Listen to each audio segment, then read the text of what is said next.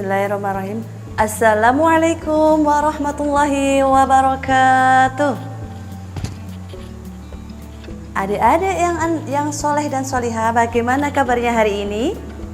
Sehat semua? Oke, masih semangat? Coba Kak April tes semangatnya. Kita tepuk dulu biar semangat ya. Tepuk anak soleh. Aku anak soleh, rajin sholat, rajin ngaji, orang tua dihormati, cinta Islam sampai mati. La ilaha illallah Muhammadur Rasulullah. Islam, Islam, yes. Oke, anak-anak, di sini Kak April akan berkisah tentang Utsman bin Affan yang membeli sumur orang Yahudi. Siapa yang tahu? Siapa itu Utsman bin Affan? Ayo, siapa yang tahu? Utsman bin Affan adalah sahabat Rasulullah SAW yang mendapat gelar Khulafaur Rasyidin. Nah, di sini Utsman bin Affan itu terlahir dari keluarga yang kaya, yang terhormat, namun dia tidak sombong. Dia menjadi orang yang dermawan. Suatu hari Rasulullah SAW bersama dengan umatnya, termasuk sahabatnya Utsman bin Affan radhiyallahu an, hijrah dari kota Mekah menuju kota Madinah. Nah, ketika hijrah, Rasulullah mengajak umatnya untuk menegakkan agama Islam. Suatu hari di kota Madinah terjadi musim paceklik. Orang-orang susah untuk mendapatkan air. Mereka susah untuk berwudu, susah untuk mendapatkan air untuk minum. Hanya satu sumur yang airnya mengalir, yaitu milik orang Yahudi. Namun orang Yahudi itu memanfaatkan air sumurnya untuk diperjualbelikan dengan harga yang sangat mahal. Tetapi orang-orang Muslim, orang-orang Madinah tidak punya pilihan yang lain. Mereka tetap membeli air sumur tersebut. Melihat hal itu, para sahabat mengadu kepada Rasulullah. Mereka mengadu. Mendengar aduan para sahabat, Rasulullah sangat sedih. Rasulullah merasa miris dengan umatnya, merasa kasihan dengan umatnya. Kemudian Rasulullah berkata pada sahabatnya, "Wahai sahabat-sahabatku, barang siapa yang mau membeli sumur tersebut, maka orang tersebut akan masuk surga dan mendapatkan minuman di surga sebanyak air sumur yang ada di sumur tersebut." Kemudian mendengar perkataan Rasulullah SAW, Utsman berdiri.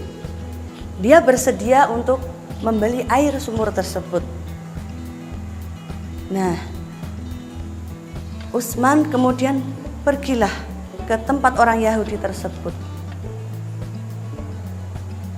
Utsman mendatangi orang Yahudi tersebut dan bernegosiasi untuk membeli air sumur tersebut. Sampai di sana, Utsman bernego kepada orang Yahudi tersebut. Utsman berkata, "Wahai orang Yahudi,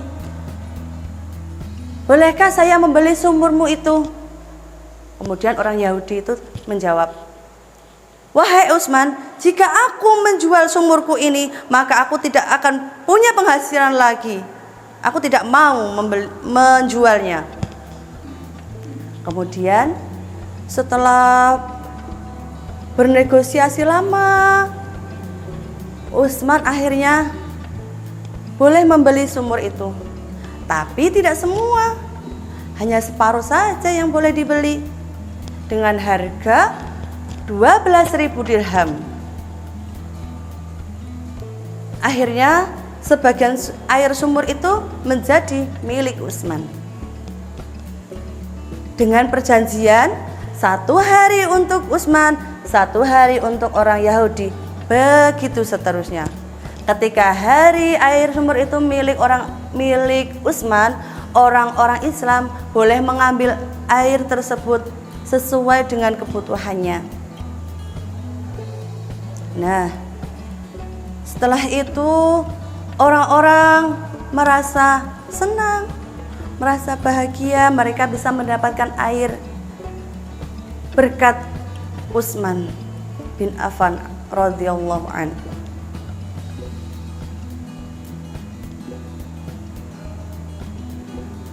Setelah itu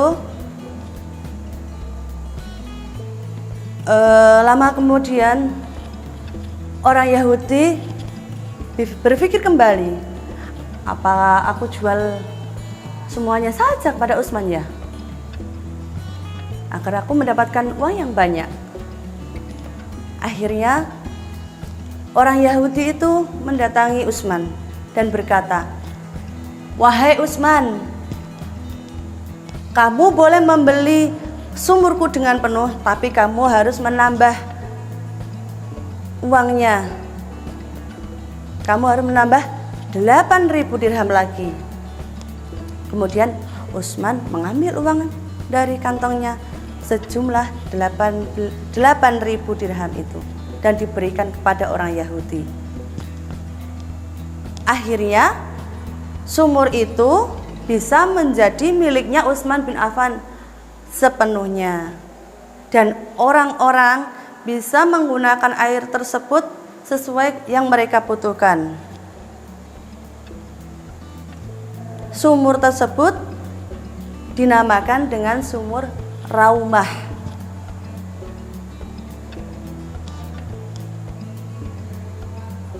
Hingga sekarang sumur yang diwakafkan oleh Utsman bin Affan masih mengalir. Selain sumur Zam-Zam, juga ada sumur Raumah yang masih mengalir di kota Madinah. Sumur itu sekarang digunakan oleh Kementerian Arab Saudi untuk mengaliri perkebunan yang ada di sekitarnya dan juga pohon-pohon kurma yang ada di sekitarnya. Ayo adik-adik, siapa yang tahu tadi hikmahnya apa dari kisah dari April? Apa?